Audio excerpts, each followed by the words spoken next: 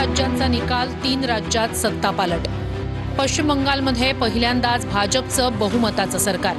ममता बॅनर्जींची 15 वर्षांची सत्ता जाण्याची चिन्ह। तामिळनाडू दुसरं मोठं सत्तांतर तामिळनाडूत होताना दिसतंय। अभिनेता विजय थलपतीचा टीव्हीके सर्वात मोठा पक्ष। डीएमके एआयएडीएमके मागे पडले, टीव्हीके बहुमताच्या जवळ। तामिळनाडूत थलपतींचा विजय म्हणजे जयललितांनंतर आणखी एका अभिनेत्याचा उदय। केरळमधून डाव्यांची सत्ता गेली, काँग्रेसची एंट्री। केरळमध्ये काँग्रेस आघाडी स्पष्ट बहुमताच्याही पुढे। सततच्या पराभवात केरळमधला विजय काँग्रेससाठी दिलासादायक।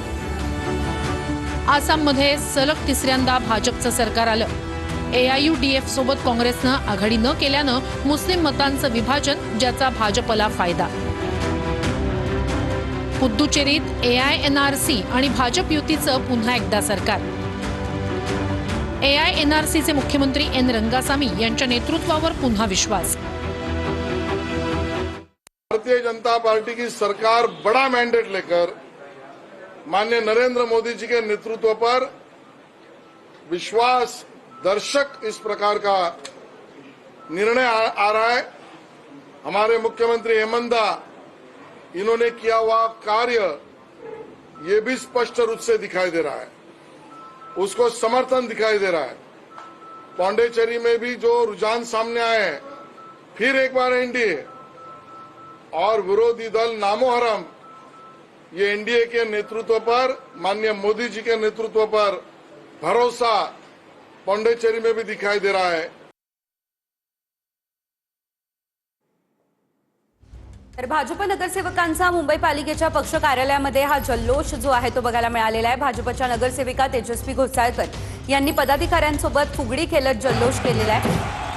ग्राफिक्सच्या माध्यमातून आपण ही आकडेवारी बघतोय। भाजपला या ठिकाणी 191 जागा तर टीएमसीला 97 जागा मिळताना दिसत आहे। एकीकडे ममता बॅनर्जींनी 200चा आकडा आम्ही गाठणार असं म्हटलेलं होतं, हा विश्वास व्यक्त केलेला होता।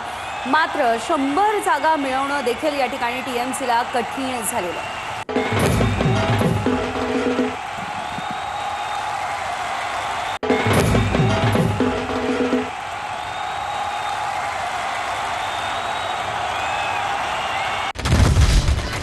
तामिळनाडूमध्ये जाऊया। तामिळनाडूमध्ये टीव्हीके हा पक्ष 110 जागांवर या ठिकाणी दिसतोय, तर दुसरीकडे एडीएमके 56 आणि डीएमके 66 जागांवर आहे। विजय थलापती यांचा हा टीव्हीके पक्ष तब्बल 110 जागांवर विजय होताना दिसतोय।